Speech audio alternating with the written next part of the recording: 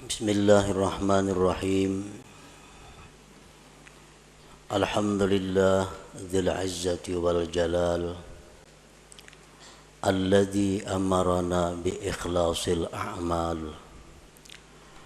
Ashhadu an la ilaha illallah wahdahu la syarika lahu dzul quwwati wal kamal. Wa ashhadu anna sayyidana Muhammadan abduhu wa rasuluhul mawsufu bil jamal. Allahumma salli wa sallim wa barik ala sayyidina wa maulana Muhammadinil muzallali bizzilal wa ala alihi wa sahbihi wa dhurriyyatihi wa atba'ihin najina minad dalal, amma ba'du. Yang kita hormati dan kita cintai para habaib, para alim ulama, para muhibbin, hadirin dan hadirat rahimakumullah. Alhamdulillah, segala puji bagi Allah.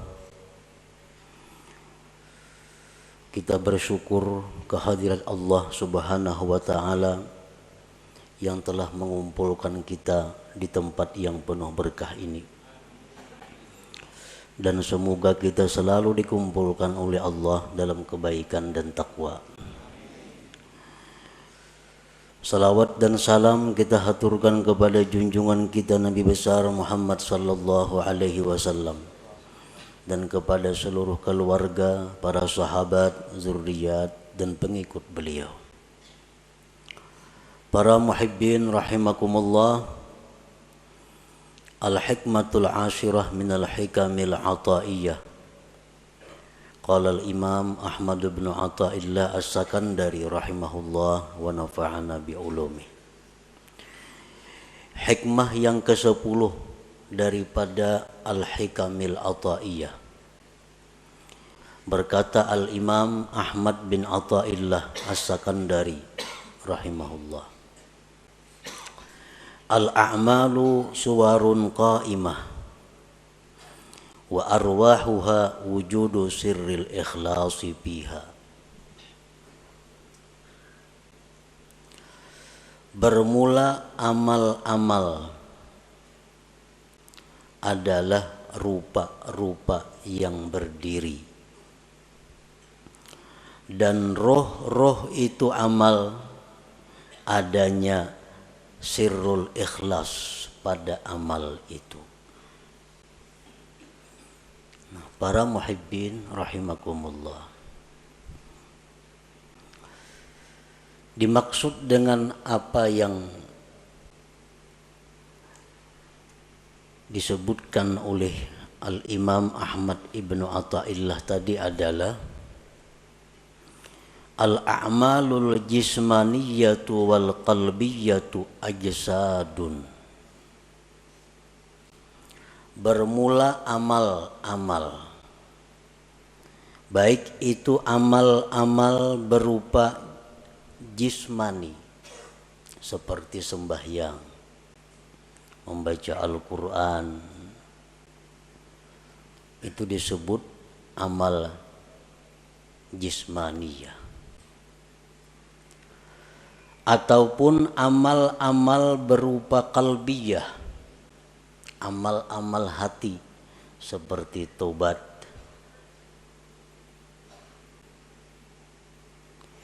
Ajsadun, amal-amal itu seperti jasad, seperti tubuh.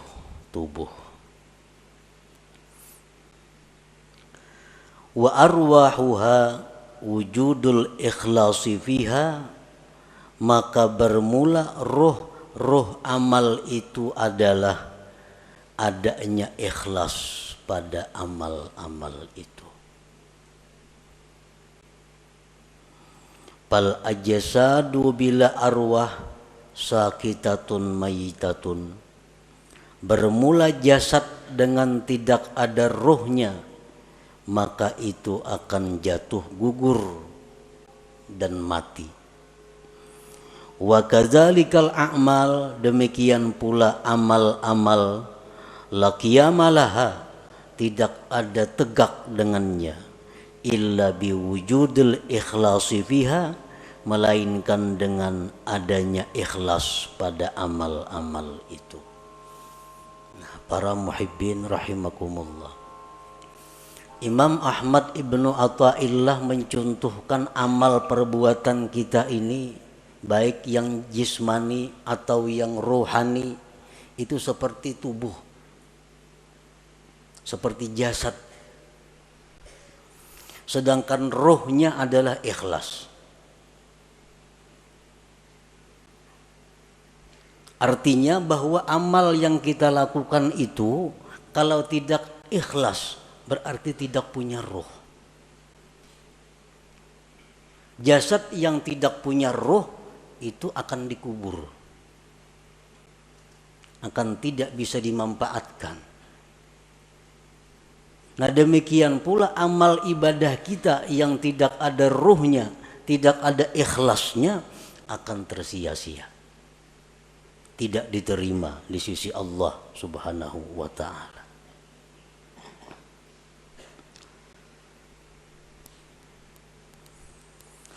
Qala Allah Ta'ala fi kitabihil karim, man kana yuridul ajila ta'ajjalna lahu fiha ma nasha' liman nurid thumma ja'alna lahu jahannama yaslaha mazmuman madhura. Barang siapa yang beribadah kepada Allah, sembahyang, puasa, membaca Al-Quran, menuntut ilmu, beriktikaf, bersadaqah, berwakaf. Barang siapa yang beribadah kepada Allah dengan tujuan duniawi, nah, dengan tujuan dunia. Orang bersadaqah tujuan supaya dipuji, dia sembahyang dengan tujuan disanjung orang, maka ujar Tuhan, kami segerakan baginya padanya yang kami kehendaki bagi orang yang kami kehendaki. Maka artinya yang dia maksud dengan pujian itu akan didapatkannya. Dia sembahyang ingin dipuji orang, maka pujian itu akan datang kepadanya. Dia bersedekah ingin dihormati orang, maka kehormatan itu akan datang kepadanya. Summa ja'alna lahu jahannama yaslaha, kemudian kami jadikan bagi dia neraka jahanam yang dia masuki, mazmuman, hal keadaan tercela, madhuran, dan dilaknat Allah. Surat Al-Isra ayat 18. Nah, artinya orang yang beramal ibadah dengan tujuan dunia, tidak karena Allah, bukan hanya kada diterima oleh Allah, tetapi disiksa. Faqad bayyanallahu ta'ala fi hadhil ayah anna man 'amila li ghairi wajhillah fala thawaba lahu fil akhirah wa ma'wahu jahannam. Sungguh menjelaskan Allah pada ini ayat, barang siapa yang beramal bukan karena Allah, tidak ada pahala baginya di akhirat dan tempatnya adalah jahannam.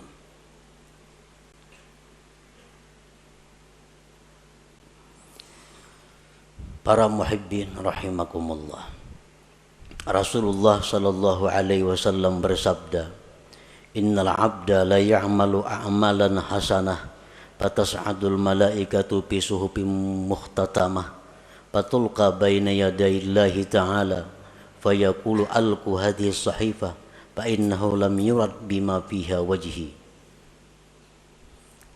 Yang artinya, sesungguhnya seorang hamba beramal-amal kebaikan, sembahyang, puasa, zakat, sedekah, haji, umrah, dan sebagainya, maka naiklah malaikat membawa buku-buku catatan amal tersebut, kemudian diserahkan kepada Allah Subhanahu wa ta'ala.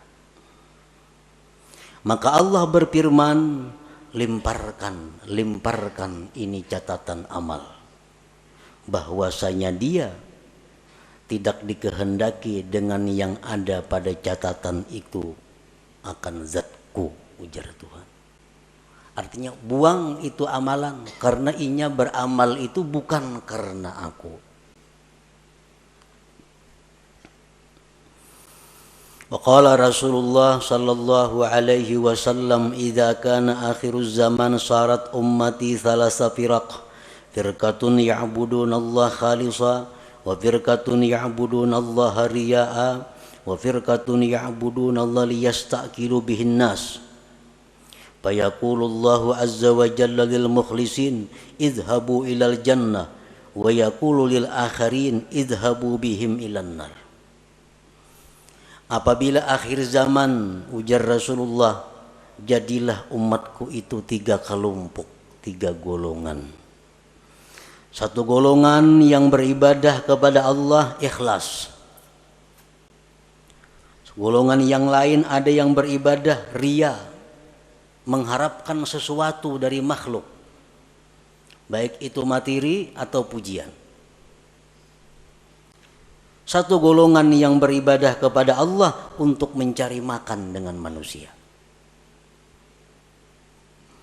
Allah berfirman pada hari kiamat, bagi orang-orang yang ikhlas, masuklah kalian ke dalam surga. Dan Allah berfirman bagi yang lainnya, pergilah dengan mereka itu ke dalam api neraka. Nah, para muhibbin rahimakumullah. Dengan dalil-dalil ini jelas bahwasanya ikhlas itu adalah satu kewajiban yang mesti ada dalam setiap amal ibadah. Tanpa ikhlas, amal ibadah itu tersia-sia dan kita pun akan disiksa oleh Allah Subhanahu wa ta'ala. Nah, para muhibbin rahimakumullah, dengan demikian kita wajib belajar apa itu ikhlas. Dan kita wajib berusaha untuk bisa mendapatkan ikhlas itu, agar kita menjadi orang yang selamat di akhirat nanti. Nah, berbagai macam pendapat para ulama tentang ikhlas itu apa. Satu syekh mengatakan ikhlas itu ini. Ada lagi imam ini mengatakan ikhlas itu macam ini. Ada lagi seorang guru menyatakan ikhlas itu macam ini. Nah, kita ambil dari sekian banyak pendapat tentang ikhlas itu satu pendapat daripada para imam-imam itu. Al-ikhlasu ala salasi darajat. Ikhlas itu 3 tingkat. 3 tingkatan. Yang pertama disebut darajatil awam. Ikhlas tingkatan orang awam. Ini ikhlas sudah ada punya harga di sisi Allah, walaupun murah daripada tingkatan yang berikutnya, tapi sudah dihargai oleh Allah. Kita beribadah sembahyang, kita pakai ikhlas orang awam, itu sudah berharga, cuma harganya lebih murah dibanding ikhlas tingkatan-tingkatan yang berikutnya. Nah, ikhlas orang awam ini artinya adalah ifradul haq bi kasdil ibadah ma'a talabil huzuzid dunyawiyyati wal ukhrawiyyah ka hifzil badan wal mal wa sa'atir rizq wa dukhulil jannah wan najati minan nar. Ikhlasnya orang awam itu adalah mengesahkan Tuhan pada tujuan ibadah. Memang inya beribadah itu tujuannya adalah semata-mata karena Allah. Tidak ada karena yang lain. Nah, inya sembahyang karena Allah. Tetapi beserta meminta, menuntut bahagian-bahagian duniawi dan ukhrawi. Inya sembahyang karena Allah. Di samping itu, mudahan diluaskan Allah rezeki. Mudahan dipeliharakan Allah harta nang ada. Mudahan mati masuk ke surga. Mudahan terhindar daripada api neraka contohnya. Nah, ini sudah ikhlas untuk golongan orang-orang awam. Inya bazakatunya karena disuruh Allah, perintah Allah. Tetapi inya ada minta kepada Allah. Dengan bazakat ini dia minta kepada Allah agar hartanya bertambah, hartanya terpelihara, hidupnya selamat dunia dan akhirat. Nah, ini ikhlasnya orang awam. Beribadah semata-mata hanya karena Allah, tetapi ada minta macam-macam dengan Allah. Baik itu urusan duniawi atau ukhrawi. Nah, ini sudah masuk ikhlas. Walaupun ikhlas yang paling rendah. Kita membaca surat Waqiah umpamanya. Membaca surah Waqiah karena Allah. Tapi ada harapan, mudah-mudahan diluaskan Tuhan rezeki. Nah, itu ikhlas ngarannya. Tapi ikhlas tingkatan orang awam. Inya membaca surat Tabarak, suratul Muluk karena Allah. Tapi mudah-mudahan dalam kubur selamat. Nah, ini ikhlas. Tapi derajatnya bukan derajat yang tinggi.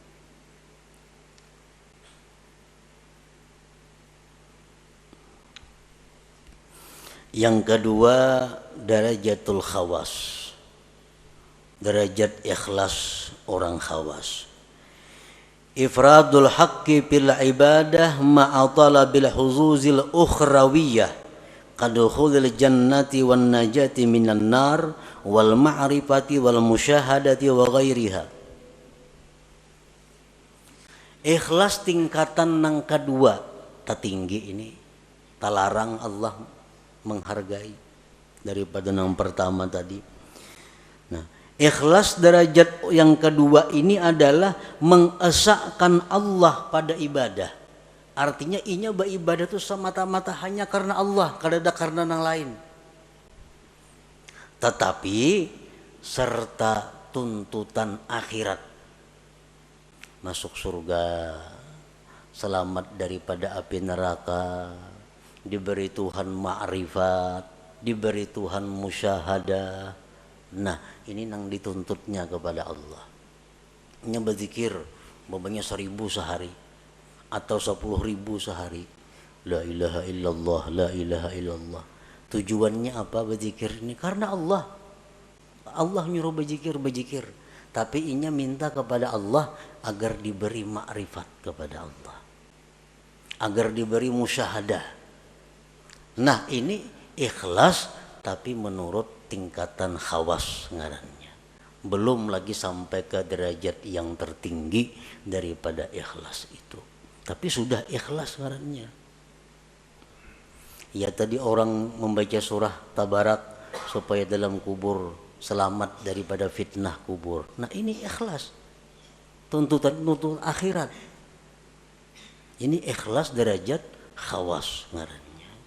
Ini kadada dalam ibadah itu minta kepada Allah urusan dunia kadada. Nah, beribadah kepada Allah karena Allah, nang dimintanya kepada Allah urusan akhirat. Kadada urusan disihatkan badan, kadada urusan dimurahkan rezeki, kadada urusan berdagang supaya payu, kadada. Urusannya apa? Inya beribadah nih karena Allah, nang dimintanya kepada Allah urusan akhirat. Nah, ini ikhlas tingkatan yang nomor 2. Ini lebih hebat daripada yang pertama tadi.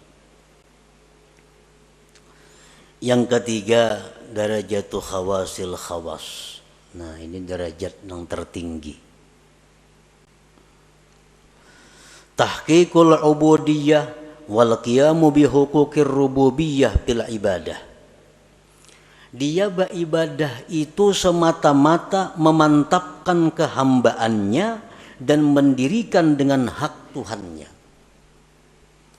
Aku beribadah ini semata-mata karena Allah dan aku ini adalah hamba Allah, titik. Perkara masuk surga, perkara neraka itu kada tahu urusannya. Nah, inya berzikir karena menjunjung perintah Allah, habis ingat situ. Inya sembahyang, aku semata-mata menjunjung perintah Tuhan karena aku nih hamba, aku mesti sembahyang. Habis ingat situ. Kadada macam-macam lawan Tuhan tuh kehendak permintaan kadada. Nah, inilah derajat ikhlas yang tertinggi itu. Nah, para muhibbin rahimakumullah. Jadi apapun di antara derajat ikhlas yang 3 macam itu apabila ada di dalam amal ibadah kita, maka amal ibadah kita itu sudah hidup, sudah punya roh. Artinya ada harga di sisi Allah Subhanahu wa taala. Kita membaca Quran, di dalam situ ada ikhlas, walaupun derajat-derajat orang awam sudah selamat. Apalagi kita membaca Quran, di situ ada ikhlas derajatnya orang khawas, lebih larang lagi Allah menghargai. Apalagi ikhlas nang nomor 3, makin larang lagi harganya. Nah, makanya ibadah itu dibalas 10, bisa 70, bisa 100, bisa lebih pada itu, tergantung mutunya ibadah itu, tergantung kualitasnya ibadah itu. Para muhibbin rahimakumullah. Nah, jadi kita sudah tahu pentingnya ikhlas tadi. Pentingnya kita beribadah itu karena Allah. Kalau kada macam itu, sembahyang kita ditolak dan kita disiksa. Kita puasa kada karena Allah, puasanya ditolak dan kita disiksa.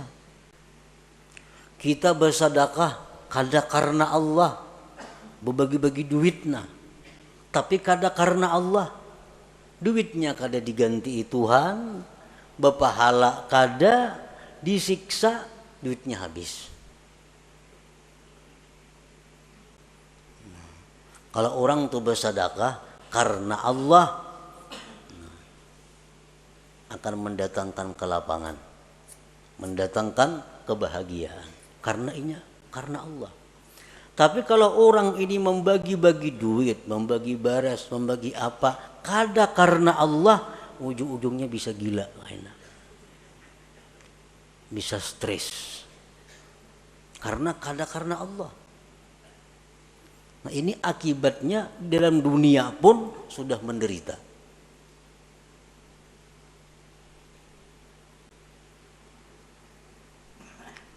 Jadi ikhlas ini bukan hanya perkara diterima kada diterima, disiksanya ini yang jadi masalah. Sembahyang nang mestinya jadi ibadah berbalik menjadi maksiat. Membaca Quran nang mestinya ibadah karena kada ikhlas jadi maksiat.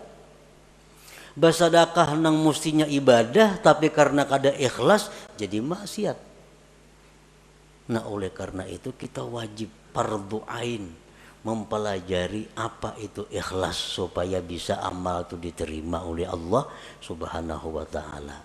Dan sesudah kita belajar ikhlas tadi macam itu, tinggal kita berusaha bagaimana cara mengamalkan, bisa melakukan ikhlas itu.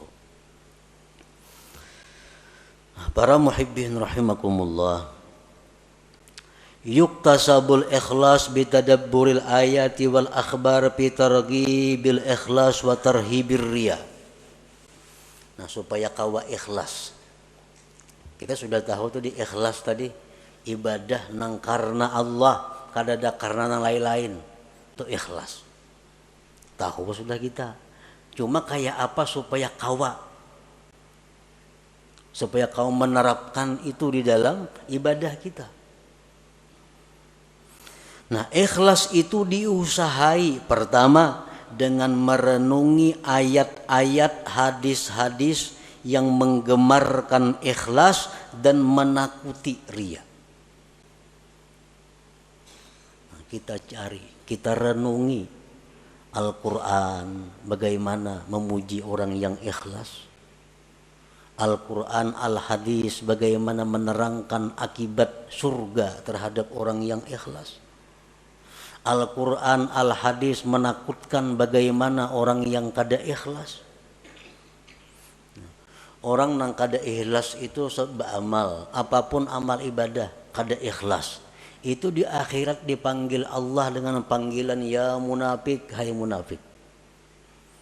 Ya ghadir, hai penipu. Nah, kita tuh beribadah kada ikhlas.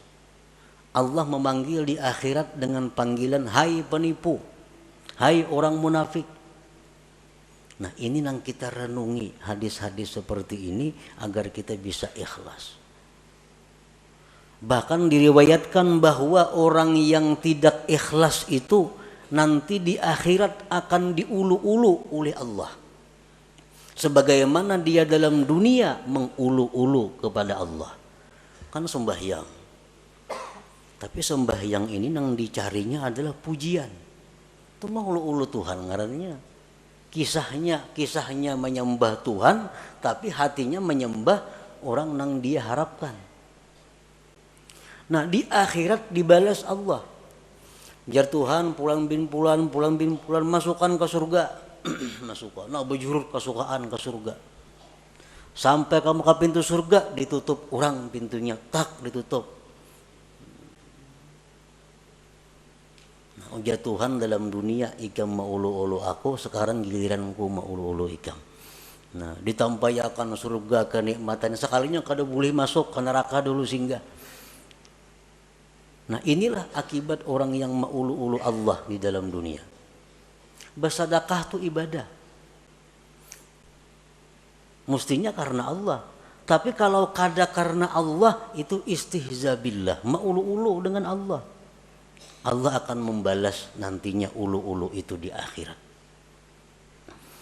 Nah, jadi kita untuk dapat ikhlas itu pertama merenungi ayat Quran, hadis-hadis Nabi tentang bagaimana orang ikhlas, bagaimana akibatnya orang itu mun kada ikhlas.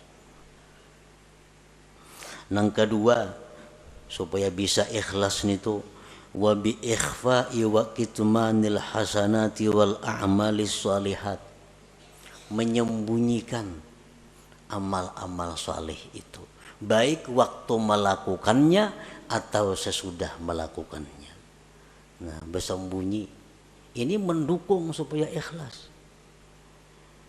Beramal saleh, sembahyang sunat, pokoknya hal-hal yang kada disuruh kita benampak, sembunyikan amal-amal itu. Jangan dikisah-kisahkan, jangan dikuya-kuya karena mengurangi nilainya, bahkan bisa menggugurkan pahala. Nah, kita menyimpan amal saleh serapi-rapinya itu membantu keikhlasan. Yang selanjutnya agar kita bisa ikhlas, nah ini yang paling penting, wabikat ittama anil khalqi, memutus tamak daripada makhluk. Selama kita masih tamak dengan makhluk, kita sulit untuk ikhlas itu. Nah, selama kita masih ada yang kita kehendaki daripada makhluk, sulit untuk ikhlas. Kita kepingin makhluk itu sayang lawan kita kepingin makhluk itu hormat lawan kita kepingin makhluk itu mencintai kita kepingin makhluk itu memberi sesuatu kepada kita kepingin makhluk itu agar memilih kita. Selama itu ada dalam hati, kita sulit untuk ikhlas. Nah, sulit untuk ikhlas. Jadi putuskan harapan-harapan kepada makhluk.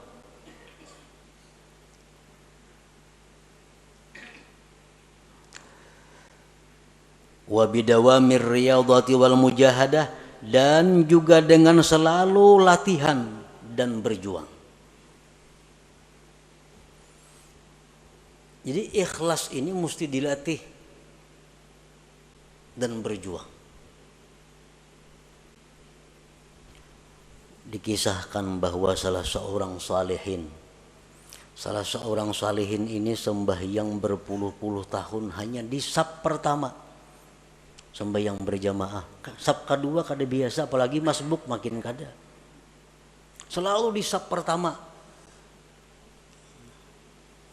Suatu hari Sidin ada talambat, padahal sudah 10 tahun lebih selalu di saf pertama sembahyang berjamaah.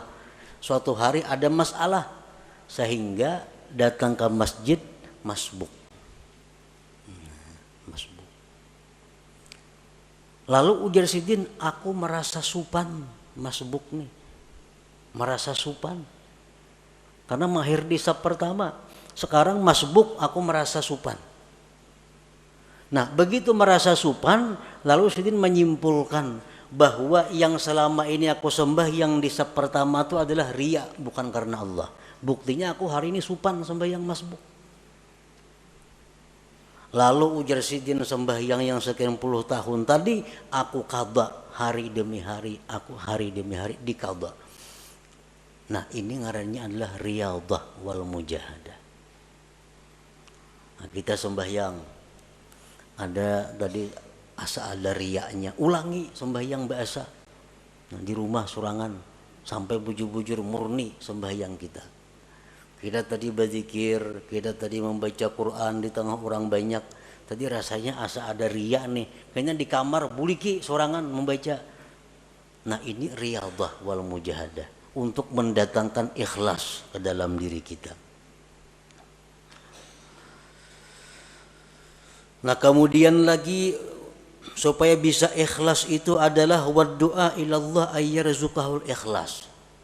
Lawan Tuhan minta, Allahumma rzuqnil ikhlas bil a'mal. Ya Allah, berikan aku ikhlas pada amal-amal.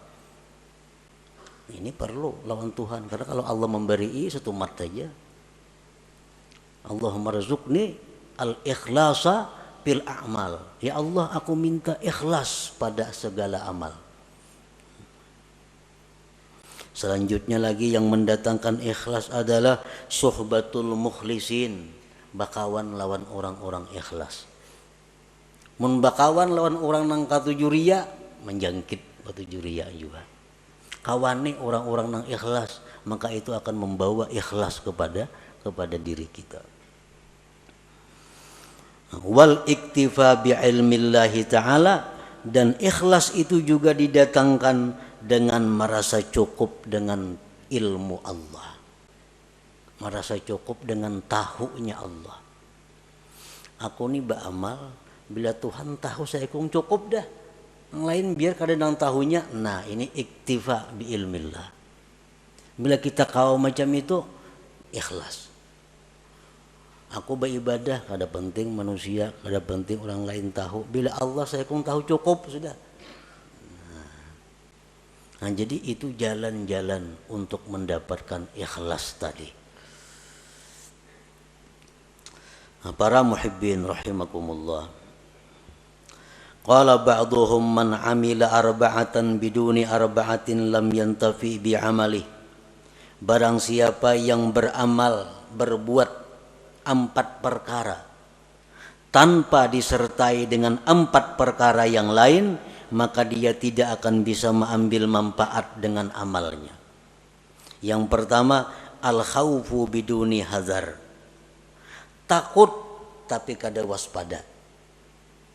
Takut tapi kada menghindar. Ini sia-sia. Takut kepada Allah tapi parak lawan maksiat. Kalau takut kepada Allah itu jauhi maksiat. Bagaimanapun kita takut kepada Allah tapi kada berjauh dengan maksiat, itu kada bermanfaat takutnya itu. Yang kedua, ar-raja biduni talab. Mengharap tapi kada mencari. Mengharap rahmat Allah di bakalumbun di kalambu. Mengharap rahmat Allah itu baudo, sembahyang, ambil tasbih, berzikir. Nah, ayo mengharap rahmat Allah. Kalau mengharap tapi kada mencari, maka mengharap itu sia-sia. Yang ketiga, al-istighfar bidurin nadam. Minta ampun tapi kada menyesal. Astagfirullah, astagfirullah, astagfirullah, astagfirullah, astagfirullah. Tapi dalam hati kada ada penyesalan berbuat dosa. Istighfarnya sia-sia. Mestinya kita mengucap astagfirullah itu di dalam hati ada menyesal terhadap dosa yang dilakukan. Astagfirullahaladzim, kan artinya aku minta ampun kepada Allah. Astagfirullah, aku minta ampun kepada Allah. Mesti ada sesal di dalam hati. Nah yang keempat, al-amal biduni ikhlas. Beramal tapi kada ikhlas, kada ada harganya juga. Lam yantafi bi amali, kada bermanfaat dengan amalnya. Jadi kalau kita hendak melakukan ibadah, mantapakan dulu nih, karena Allah atau kada. Bila kada karena Allah, hadangi dulu. Jangan terburu-buru, jangan tagasak-gasak, jangan umpatan. Jangan umpatan, beribadah kada sah umpatan itu. Ibadah itu mesti berdasarkan ilmu. Jadi orang ada menyumbang 100.000, 200.000, 300.000, seorang giliran seorang 1,5 juta. Nah, umpatan terpengaruh, mestinya jangan. Nah, ikhlasakan dahulu bujur-bujur. Bila sudah ada ikhlas, sudah karena Allah, nah hanya kita sorong amal ibadah itu, kita lakukan amal ibadah itu. Kada kawa umpatan beribadah. Nah ngapa kau bujurakan dahulu niat kita supaya ikhlas. Qala Syakik rahimahullah, husnul amal fi salasati asya. Baiknya amal itu pada 3 perbuatan, pada 3 sesuatu. Allah itu baik, Allah kada menerima kecuali yang baik. Allah itu kada menerima amal kecuali amal yang baik. Amal yang baik itu macam apa? Awwaluha ayyaral amala minallahi ta'ala linafiyil ujub. Yang pertama yang perlu bagi orang yang beramal itu bahwa dia melihat bahwa amal itu adalah dari Allah. Aku ni kawa sembahyang, aku ni kawa puasa, aku ni kawa naik haji, aku ni kawa bersedekah, itu adalah anugerah dari Allah. Bukan karena kepintaranku, bukan karena kekuatanku, bukan karena kehebatanku. Tapi aku kawa melakukan ibadah-ibadah ini adalah anugerah Allah, taufik Allah. Itu yang perlu supaya jangan ujub kita.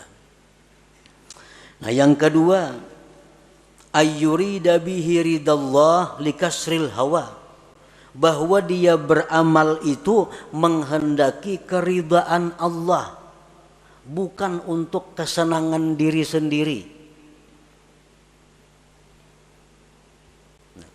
Beramal, beribadah itu yang kita cari itu adalah kesenangan Tuhan, bukan ibadah nang pas lawan kehendak nafsu. Ini ada ibadah itu nang pas lawan kehendak nafsu. Nah itu bukan itu yang kita cari. Kita cari itu ibadah nang pas dengan keridhaan Allah. Kayak orang sembahyang rajin di masjid-masjid tuh, pembelakangan ketujuh duduk bersandar nyaman di tawing tuh. Itu beribadah mencari kesenangan nafsu. Kalau kesenangan Allah di sab pertama itu Allah senang di situ kita beribadah. Ini kada pembelakangan di muhara lawang, supaya angin nyaman. Nah ini orang beribadah untuk kesenangan nafsunya. Padahal mesti ibadah itu yang kita kehendaki adalah keridhaan Allah. Usahakan bahwa Allah yang disenangkan, bukan nafsu kita, bukan hawa kita. Ini sudah lumrah. Ibadah itu kalau pas nang lawan nafsu katuju aja menggawi kita. Tapi kalau ibadah nang kada cucuk lawan nafsu, nah ini berat. Padahal ibadah itu kita kehendaki adalah keridhaan Allah, bukan keridhaan nafsu kita. As-salis yang ketiga, ayyabtagiyas sawab minallah bahwa dia mencari pahala itu dari Allah. Linafir riya, untuk menolak riya. Kita beribadah mencari balasan itu lawan Allah, supaya jangan riya. Bila mencari balasan lawan makhluk, nah itu riya ngarannya. Bila riya, ibadah kada diterima dan kita bakal disiksa. Kita minta kepada Allah bahwa dengan ibadah ini, kita ibadahnya melakukannya karena Allah, dan kita minta supaya kita jadi orang yang mulia. Nah ayuha, tapi yang diminta asal Allah. Kita beribadah membaca Quran karena Allah, dan mudah-mudahan Allah buka pintu rezeki seluas-luasnya, boleh aja karena kita minta kepada Allah. Nah kita beribadah kepada Allah sambil mengharap agar makhluk-makhluknya mencintai aku. Ayo kada Bapak, asal yang diminta kepada Allah. Nah kalau kita beribadah untuk cari perhatian kepada makhluk, nah ini Allah nang marah. Ini Allah nang marah. Kita beribadah supaya inya hormat kena lawan aku. Nah ini kita beribadah supaya kena inya memperhatikan lawan aku. Makhluk nih. Nah ini nang dimaksud nang kada boleh itu. Bahwa ibadah kita ini tapi tujuannya adalah kepada makhluk Allah. Nah bila ibadah yang demikian itu ada pada kita, maka ibadah itu macam orang mati. Arti orang mati apa? Dipatak, dikubur, tidak bisa dimanfaatkan apa-apa. Nah ibadah yang ikhlas itu adalah ibadah laksana jasad yang punya roh. Jasad yang punya roh adalah jasad yang bergerak, yang bermanfaat. Nah ibadah yang punya roh, ikhlas adalah ibadah yang bisa kita ambil manfaat baik di dunia dan di akhirat. Nah kemudian hikmah yang ke-11. Ila hadratin Nabi sallallahu alaihi wasallam, al-Fatihah. Iyyaka na'budu wa iyyaka nasta'in, ihdinas siratal mustaqim, siratal ladzina an'amta 'alaihim. Ya Allah biha, ya Allah biha, ya Allah bihusnil khatimah, ya Allah biha, ya Allah biha, ya Allah bihusnil khatimah, ya Allah biha, ya Allah biha, ya Allah bihusnil khatimah. فيا أيها الرجل منه شفاعة صلوا عليه وسلموا تسليما.